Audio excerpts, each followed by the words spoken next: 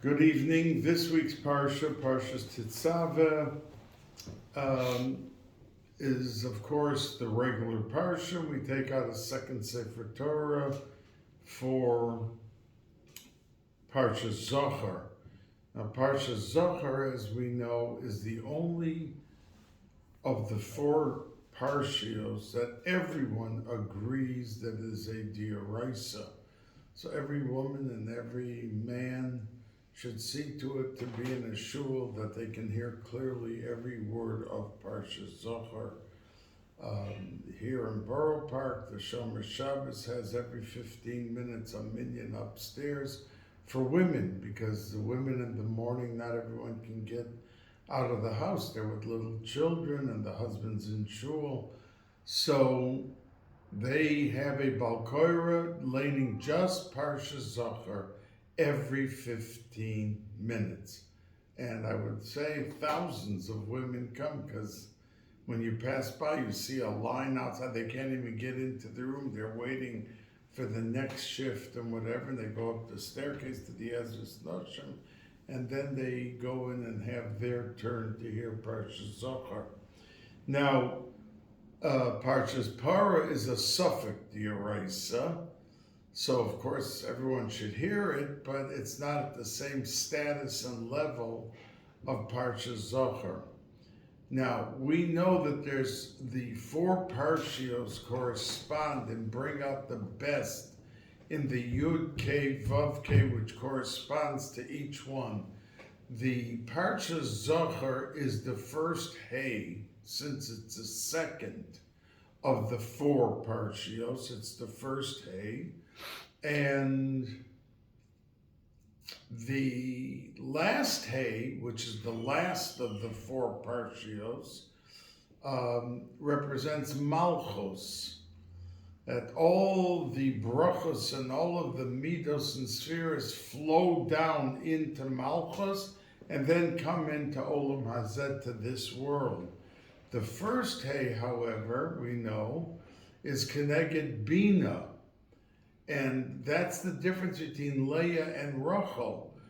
Leah was Bina, and Rachel was Malchus, which in a way it's less Malchus, because it's lower on the rung. But on the other hand, all the Shef and all the bracha comes through Malchus, through Rachel Imenu. And that was the mistake of Yaakov Avinu, that he thought he could take first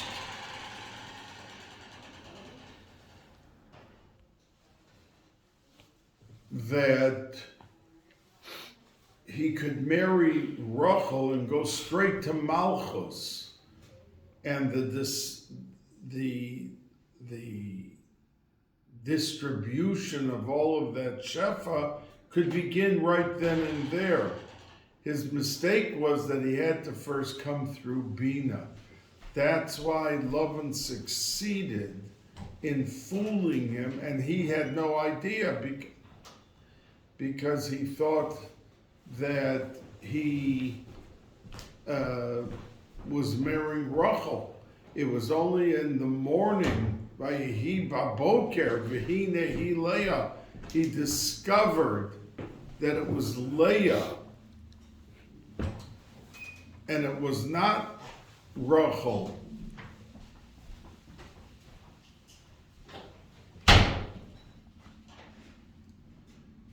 That there was the ability of, and that's why Yaakov Avinu is buried together with Leah, not Rachel, because the Hay, the first Hay, is Bina, is a higher level, and that's why Parshas Zohar comes out always. They were misakenet to be read on that second Shabbos of the Shema Vaya of Bina, so that there could be maximize the experience and the koiches that come out when we wipe out Amalek. Now, I would like to say to you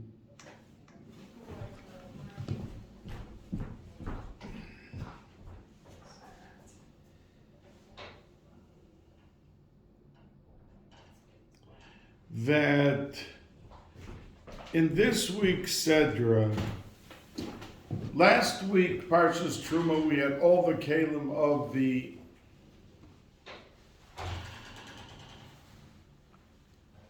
Bais Hamikdash, of the Mishkan.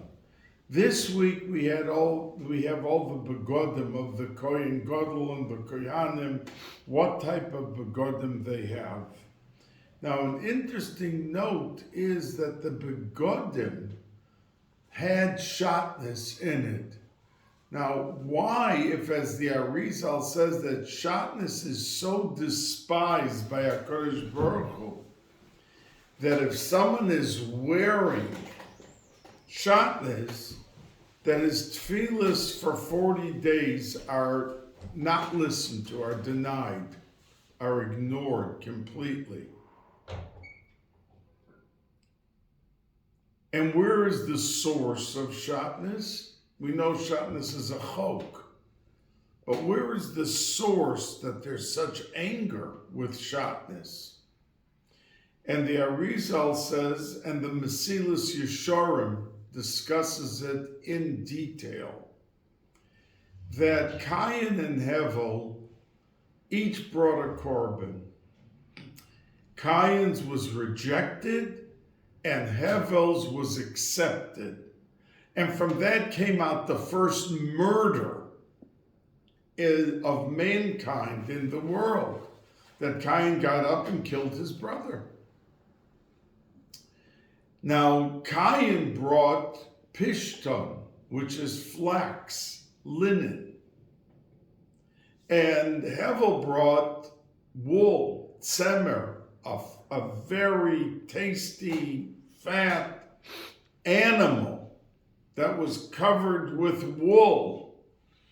So that was the first encounter of the wool with the linen. Over that bad feeling that his korban was rejected, came out the inyan of shatnez. So if that was such a terrible thing, and it became not only an Isser D'Oraisa, but al pi Kabbalah, that the tefillas are turned away for 40 days if you're wearing a coat or a jacket with shatnez, why would we bring it into the Mishkan, to the Beis HaMikdash, and have the Kohanim wear it? But the answer, says the Mesilas Yesharim, is that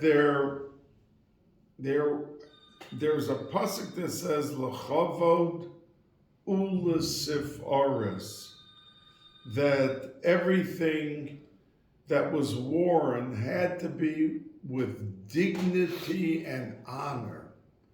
That means the Gemara says that if a Kohen was wearing dirty begodim, he was chayav misa bidei shamayim. That doesn't mean a physical death administered by a bezdin down here, but it means a heavenly death with whatever that comprises, whatever is included in that. And there's a difference of opinion what that means, if it's worse than chorus or not. Most hold it's not worse than chorus, it's less than chorus, and some years of his life are different things are from this Misa Bidei Shamayim. But the Mesilas Yesharim explains that Cain, there's two things by a korban. There is form and there's substance. Now, form means that when we come, the aesthetics and the trimmings and the wrappings are important. And if you hold that that's not the form, it's the substance, it's the bottom line. He wanted to bring a korban to HaKadosh Baruch Hu, so he held that it made no difference if it was good flax, if it was proper, presentable flax, but as long as he brought a korban, he felt that showed his love for HaKadosh Baruch Hu. Hevel understood or felt that it's not only the animal, that it has to be a proper animal, Zakeli Van Veu, but it has to be with the form. It has to be beautiful. It has to be the nicest of the flock. That's what he chose. So it was a question of form and substance, or is only the substance the important thing? So says and explains the Mesilas Yesharim. And that was the mistake that Cain made, that he thought it's only the substance, and that the form doesn't make a difference. And that's why it was turned away by Hashem. He didn't turn and take it and accept it. And the other korban was immediately accepted, excuse me, by HaKadosh Baruch Hu. So it came as a tikkun for that original mistake of Cain that led to him murdering his brother and bringing such a calamity into the world, that we come the Big Day Kahuna, which the Mishkan represented a place of kapara, that a Yid who did something wrong or felt that he had to get closer to HaKadosh Baruch Hu, he had a vehicle and a means of getting closer to HaKadosh Baruch Hu, and that meant also cleaning up a mess, which quite often a person throughout his life is creating a mess, and he always has to come back and fix it and be masakin it and do what he has to do to get it into its proper state. And that's why L'chavru L'Sefaris was so important. It wasn't just the begodim that had to be made, but there had to be an underlying understanding of how important the beauty, the freshness, the dignity, and that's what L'chavru L'Sefaris means. And so says, as I said, the Mesilas Yesharim, who is buried right next to Rabbi Akiva and was a Gilgal of Rabbi Akiva. And that's why he lived 39 years to be Masakin, the first 39 years of Rabbi Akiva that he didn't learn. He only started to learn when he was 40. But be it as it may, that is why there is such a stress on L'chavod U'L'Sefaris. Now, I want to mention to you that in this parsha it mentions the halacha, the inyan, that the Kohen Gadol, because it talks about kahuna, that there was a din, the Gemara learns from the Psukim, that if he died and his son was Roy, that means he had to be at least in the general realm. He didn't have to be as big as his father. He became the next Kohen Gadol. And that halacha is by Rosh Yeshiva, B'rai Bonim, that if the father and the son is at least in the category of being able to be the Rav, knows halacha, knows how to teach Gemara, then he has kadima, he has preference in filling the position and the role of his father. But there is an exception, and that is the Kohen Mashuach Milchama. There was a Kohen who was designated, and he was in the Bais HaMikdash, and in many respects, he even superseded the Sagan Kohen Gadol. In other words, you have a president and a vice president. Usually the vice president fills in for the Kohen Gadol. But in the case of the Kohen Mashuach Mulchama, his son did not automatically take over his, and that was the only exception. By halacha, you see the Chassam Sofer is full of things in the Noida B'Yehuda about Yerusha and about a father with a son when the father dies. So in all the Klei Kodesh, the son is the first to be chosen, but not by the Kohen Mashuach Mulchama. Who was this Kohen Mashuach Mulchama? That when Klal Yisrael went to war, he went out with the Klal Yisrael and they sounded the chatzoitzers, the trumpets, and they waged war. But before they did that, he got up and gave them a speech of encouragement, of chizuk, and announced that somebody who's afraid of the war and the killing and that, go back home. He made that announcement. There's somebody who just got married and it's the first year of the marriage, or built a new home. There were certain things that he made, but the main thing was his fiery speech. And if his son they didn't look to his son if he died. They looked who could get up and hold the morale and give a speech that would really shake off all these senseless fears. They were going to war with the Urim V'Tumim. They were going, HaKadosh Baruch Hu asked them to go. Did you need more reassurance than that? But nevertheless, human nature is human nature.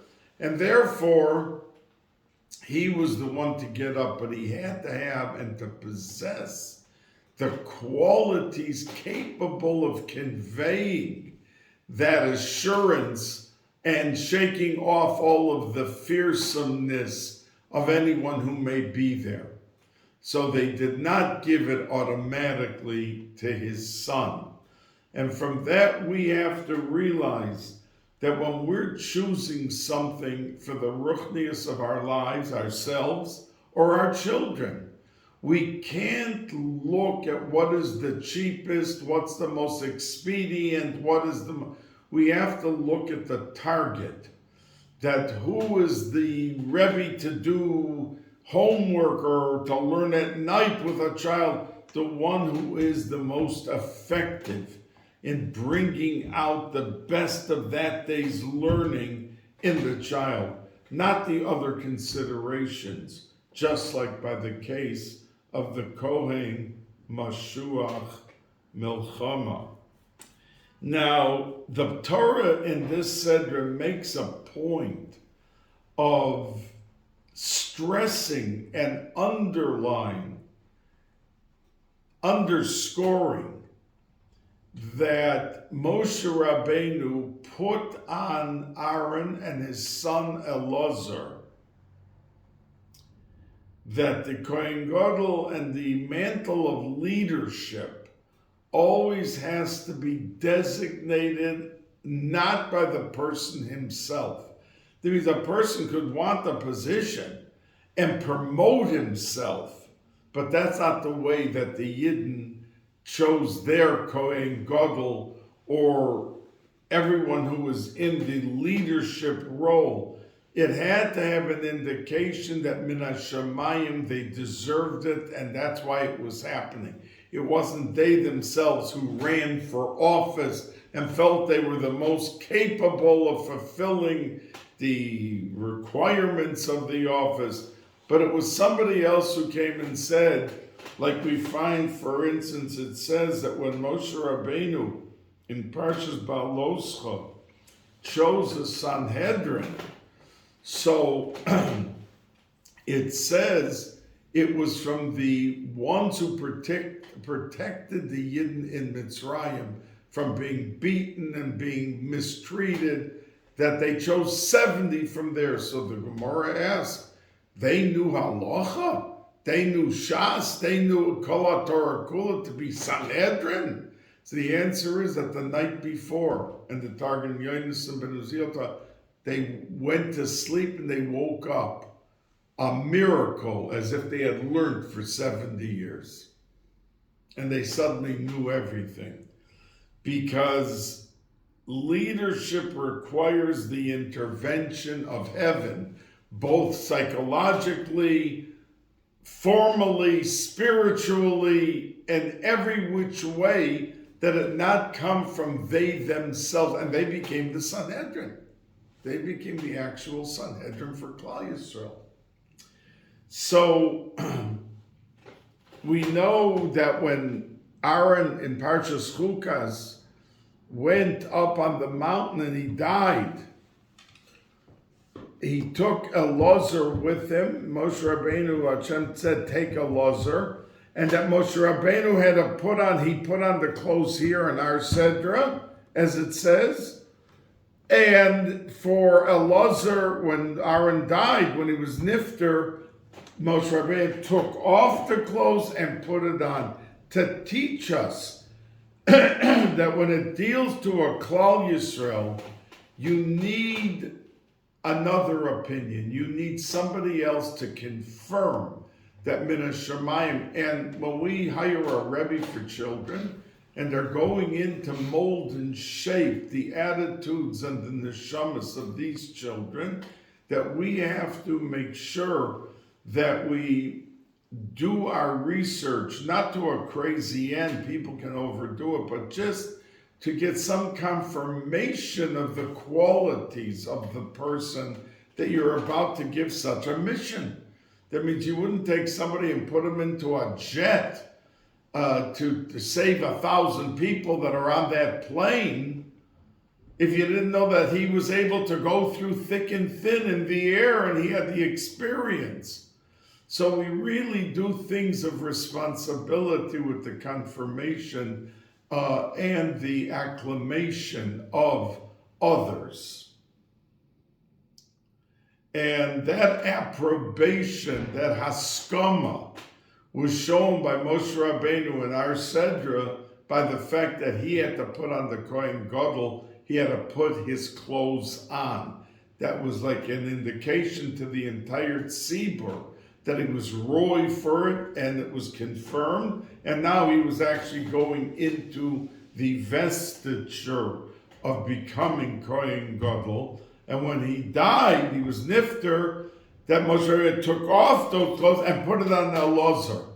Again, the link and the chain of haskama, of the fact that it was approved.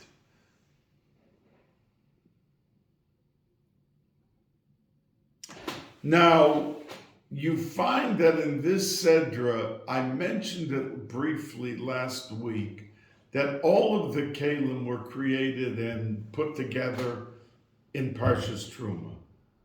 But the exception was the Mizbeach HaZohav. And there were three names for the Mizbeach HaZohav: Mizbeach HaZohav, the Mizbeach HaKetoris, Mizbeach HaPnimi. Because outside the Kodesh Kadoshim, where the Aron was, there was the Kodesh. And there were only three things in that room, in that place, the Kodesh: the Shulchan, the Menorah, and the Mizbeach HaZohav, Mizbeach HaKetoris. The other Mizbeach HaNachoshes was outside, and they brought all the korbanos on that. But here there was the daily Ketoris, the incense, which was highest of high, which the Kohen Gadol was supposed to do, but he was allowed to assign any Kohen that he chose to light the Ketoris for that day. The Gemara says that whoever lit the Ketoris became fabulously wealthy. And therefore the same Kohen did not do it twice. That they tried to give it out to others. I mean, the Kohen Gadol himself could have preempted and done it every day because it was his. But he was machabed other Kohanim to do so. And in that famous letter of the Noida B'Yehuda, when someone asked him if you can be a sandik twice in one family, he spoke about, he answered and said, absolutely, you're allowed to, because you see Rosh Yeshiva and Rabbanim are a sandik in one family more than once. So the Chassam Sofer wrote him a very strong-worded letter against his position, because he said that the Kohen Gadol could have preempted any Kohen every day and done it. So you can't bring a raya from the Kohen Gadol. But he said basically that Rabbi Yehuda Chassid said not to do it, that it's very dangerous to do such a thing. And that's why to this day we do not take, a person could be a sandik 100 times, but he can't be in the same father and mother that they were machabed him once. He can't do it a second time in that family. So the Ketoras was lit, and the description of this Mizbeach is placed at the end of Tetzaveh. So the Ramban talks a lot about it, and many Meforshim, excuse me, many Meforshim, why is it out of Parshas Terumah? And with the Big Day Kahuna, at the end of Big Day Kahuna, then they talk about the Mizbeach Hazor. So one of the terutzim that is said is the fact that in the Ketoras there were 11 different ingredients of incense. And that Ketoras included chelbana, which was with a very offensive odor. It didn't smell good, it smelled terrible. But they mixed it into everything else, and the Meforshim say, because it was part of Kahuna, bringing the Ketoras, and Aaron HaKohen represented and passed on to all the Kohanim his love for each and every Jew, even the Jew who smells offensively, meaning in his mitzvahs and his ma'asim tovim, that we include him. And without the chelbana, the Ketoras is not good. You need all 11 ingredients, and one of them was this chelbana. So that's what the Rambam mentions, and some others mention in explaining about the Ketoras. But they say in answer to their question of why this Mizbeach was put separately in its description and in its command to do it, was because Aaron HaKohen taught us that we have to love every Jew, and he was known for being a roidev shalom and a oyev shalom and a roidev shalom, that his whole life, and that's why it says Kol Bais Yisrael, that all the Klal Yisrael cried when he was nifter, because it included the women. There was so much shalom bias that he repaired and did. So everybody cried, the men, the women. So before we could appreciate this concept of including every Jew, and even the Jew that walks in and that will look at him strangely like he looks like who knows what, coming into the shul, to include him with the same love and reverence for every Jew, we first had to do the Parsha of Kohanim and Big Day Kahuna, because they were the backbone of love for Yidden and Shalom for Yidden. So when we get done with the whole Parsha about Kohanim and the Big Day Kahuna and everything, then we can come to talk about the Mizbeach Hazav and include the Chelbana, the foul-odored ingredient that they put together and mixed it together like everything else. So that's what most say why it was placed there. Now, we know that at the end of the Me'il, there were Pamonim, there were bells of the Kohen Gadol. And it says that when he took a step, when he came into a section of the Bais Hamikdash or the Mishkan, that when he took a step, the bell rang at the bottom of his me'il. And the Gemara says that it like gave a warning. It was like if students are in the hall and suddenly the principal comes out of his office, there's an awe, there's a respect. It sets the tone, the fact that he's right near them, that he's coming towards them. The Kohen Gadol was able, by his not even saying anything, but just by walking, and the bells clung, they were heard as he walked. He took a step, you heard a bell. You took another step, another bell. So that was what was accomplished with the bells ringing. Now, there is a famous question that the Gemara says that Rabbi Yehoshua, the famous Tana, before he walked into his house, he used to give a knock on the door. Now, he wasn't knocking for permission to come in. It was his house. But it was a level of respect for the household that you don't just barge in on someone. It means even if you walk in, he didn't wait for somebody to come open the door for him. He knocked and he opened the door and came in. But it gave some sort of notice. Even though it was a very calm, low-level, low-key type of a notice, but it showed a respect for the human beings inside of the house. And with that chazal from the Gemara with Rabbi Yehoshua, excuse me, we could understand. The Gemara says, "V'nishma kolo bevo'o min hakodesh," that we were able to hear the sounds when he was walking around from one division to the next, or he was leaving. And the Yerushalmi says that from this pasuk, "V'nishma kolo," that you can hear his voice, his sound, that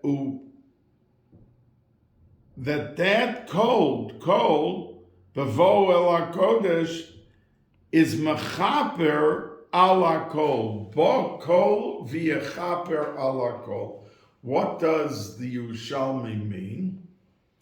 You see that when Hevel, Cain and Hevel, Cain killed Hevel, HaKadosh Baruch Hu asked him, "Where is Hevel, your brother?"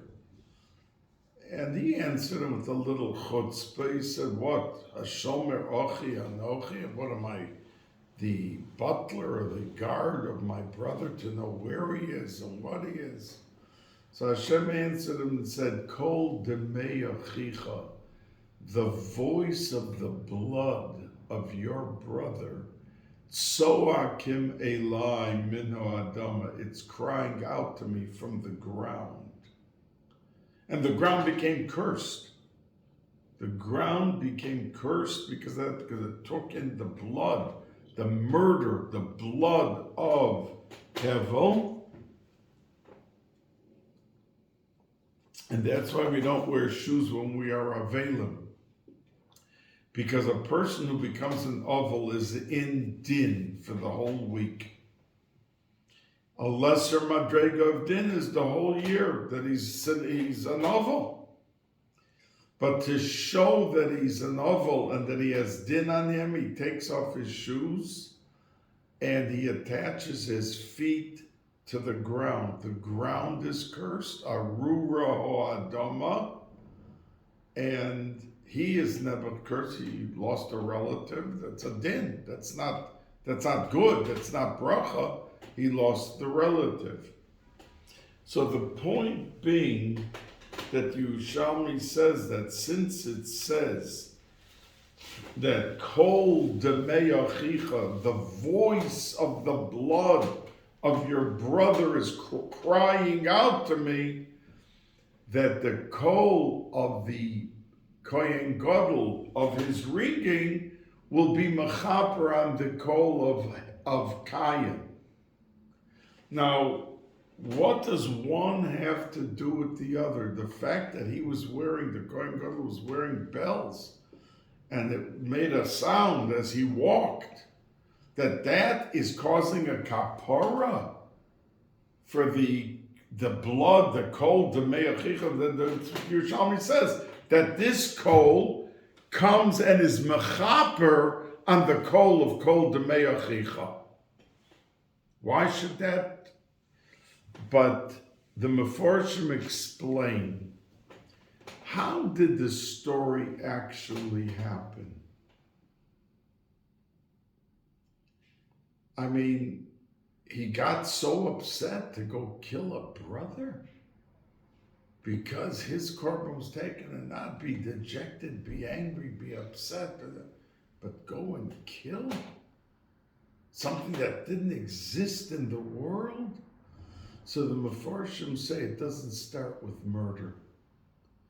It starts with disrespect for another human being.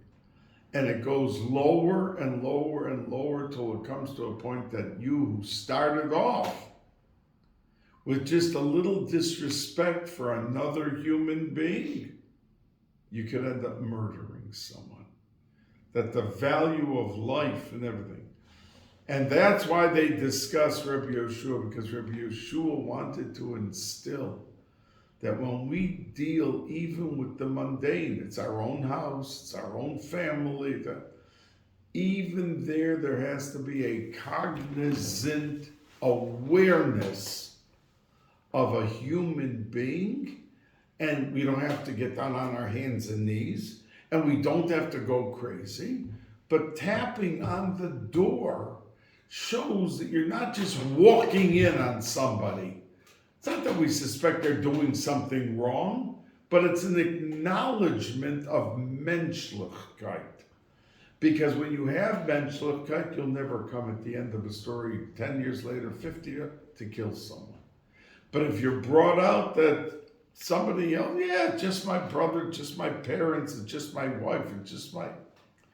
So if there isn't that sensitivity at the very beginning, instilled into a child, a person, of how to value and how to treat with that great dignity, which starts off with little things like tapping on a door, but it brings into the atmosphere of how we deal with people, then you can come to the worst.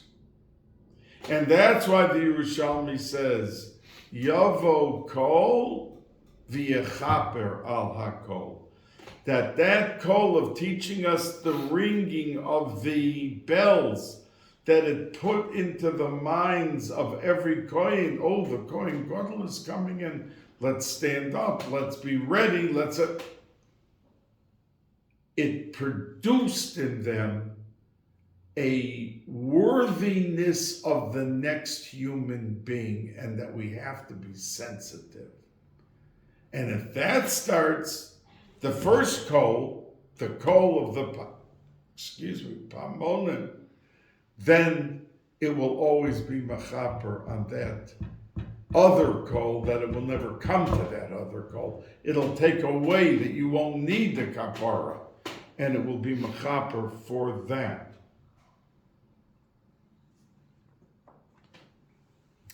Now, we know that Moshe Rabbeinu put himself on the line throughout the whole Torah. That means when he got into the midbar, they were complaining, take us back to Mitzrayim, who needed this whole freedom business? He was getting it in the teeth. Every episode after the next episode. The Meraglim people died out. They came forward. You're killing out our people. Moshe Rabbeinu was the whipping boy. Everything was his fault. Everything was a problem. So Moshe Rabbeinu wanted always in every story to find a way that there should be atonement and kapara for Klal Yisrael. So much so that when it came to the Egel, which was really the ultimate, because if there was no Egel, as it says everywhere in the Kabbalah Swarm, Mashiach would have come, there would have been Geula, we wouldn't have had 3,300 years since then of Radifas and being expulsions and all sorts of trouble. Look what we've lived through with the Crusades, tens of thousands, hundreds of killed at the sword. We wouldn't have had any of that, but because they made the Egel, we're still in Golus. So Moshe Rabbeinu, when it came for the kapara of the Egel, and Hashem said, let me just wipe them all out and I'll start again with you and let's forget the whole thing. And so Moshe Rabbeinu said that you have to forgive them, v'im ayin, and if you don't want to, mecheni no misifrecha asher kosavta, erase me from your book. Now, Kodesh Baruch Hu answered him calmly that the one who's responsible and guilty, I will erase from my book. And that's how he answered him. But Moshe Rabbeinu spoke, as the Mefarshim say, a drop out of order in his thirst to get the kapara. He said, and if you don't do it, erase me. You don't talk to HaKadosh Baruch Hu like that.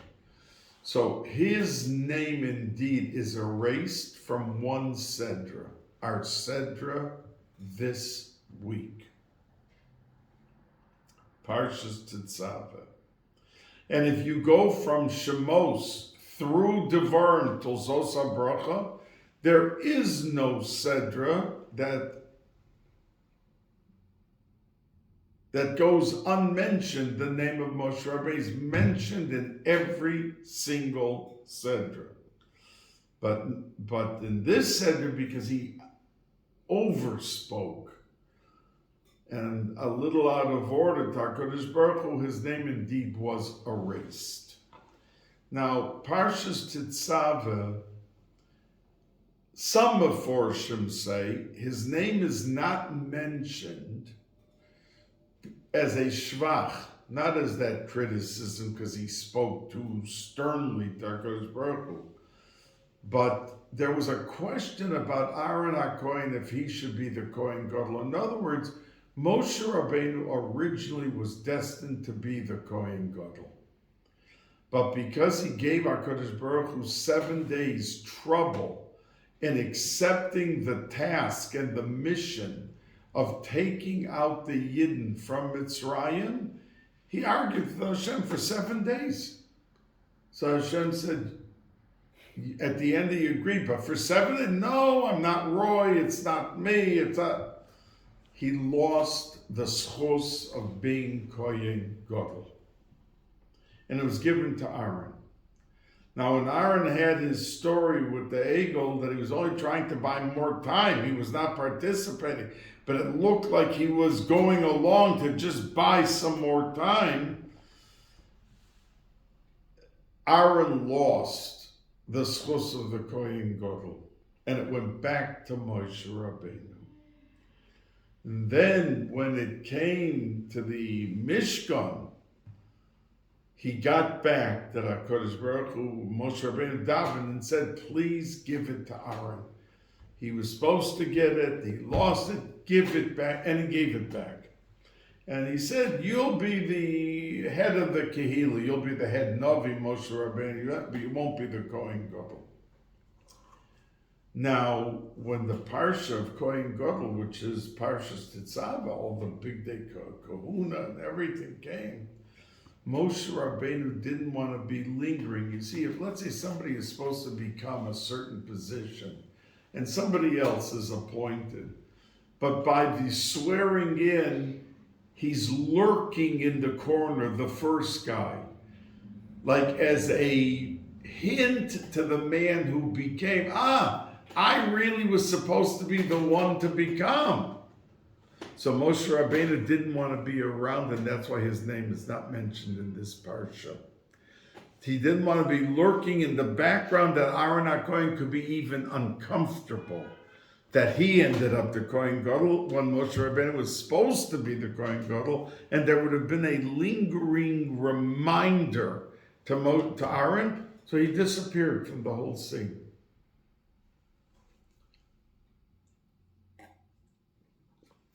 Now, we know that Moshe Rabbeinu represented the remembrance of Torah, because the Gemara says that the day he was nifter, Klal Yisrael forgot 3,000 halachas. And they had to, through pilpul and then to bring it back. So you see, he was the cement, because he was teaching it to them, reviewing it with them, going it over with them constantly to keep it fresh in their minds. And the day he wasn't there, it was like you pulled out the cement between all the bricks and everything came down. 3,000, the Gemara says, 3,000 halachas were forgotten.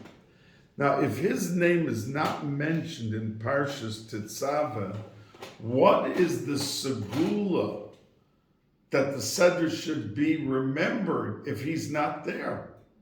Now, in Parshas Tetzaveh, there's 101 psukim. And after it tells you how many psukim, like Kuf Aleph psukim, it tells you a siman, that's the gematria of that number. Every Sedra. So what is the siman for Tetzaveh? It says Michoel. And his name, Michoel, is Begematria 101. Because in this world, Moshe Rabbeinu was the backbone for remembering the Torah. But in Shamayim, it's the Malach Michoel who is the backbone for remembering the Torah. So if Moshe Rabbeinu is not here in our Sedra in this world, they had to bring down the Malach Michoel, and that's why he's the siman for the Sedra, exactly 101.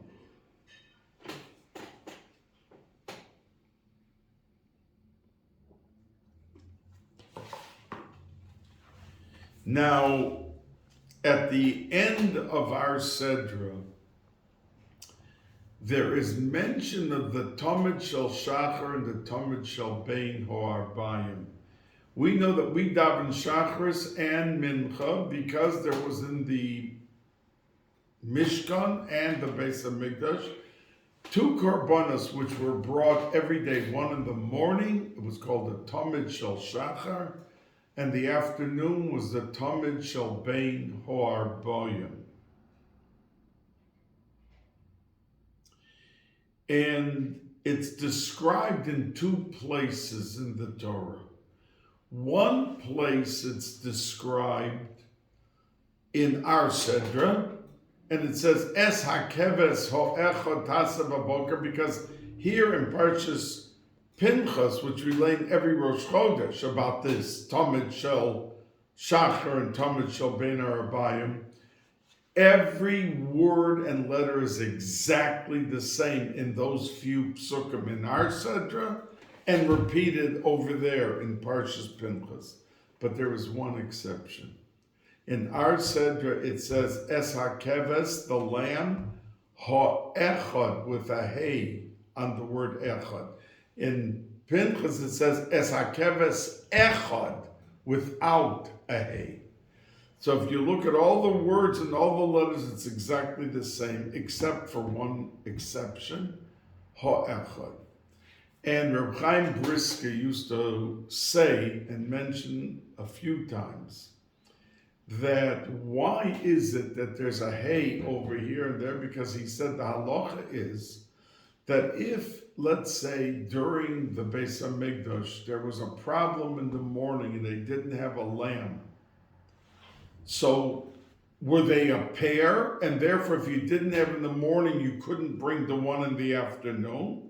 Or was it each two separate things? So he said the halacha is that they were two separate things. And if there was a problem, there was a fire, there was whatever the issue was, they didn't have the lamb for the Tamid Shel Shachar, they still could bring the Tamid Shel Bein Ha'arbayim in the afternoon. Why does it say a hay over here? To teach you that there's one exception to that halacha. The first day that they brought it. Because if on the first day you didn't have the animal for the Tamid Shel Shachar, you could not bring the afternoon. All the rest of the days you could. But there was one day, the very first day, that you could not bring the afternoon if you didn't have the morning. And said Reb Chaim, and every Yid should learn from that beginnings have to be pure and total. The first day, beginning the process of that Tamid Shel Shachar and Tamid Shel Ben Abayim, had to be equally presented. And if anything was not there, let's say for the Tamid Shel Shachar, you couldn't do the Tamid Shel Ben Abayim. Only that one day in the total eternity of the world. Because when a person starts something, he gets married and he begins a home, if he doesn't start doing certain things right away, it's almost never going to happen. If he says, I'm going to, no matter how tired, learn at least a half an hour, even if it's a day that I can't go to my regular shir. But I must at least open the Gemara, I must open the Chumash, I must open the Mishnayos, and I have to at least have some time. If he starts like that, he'll be learning at night his whole life.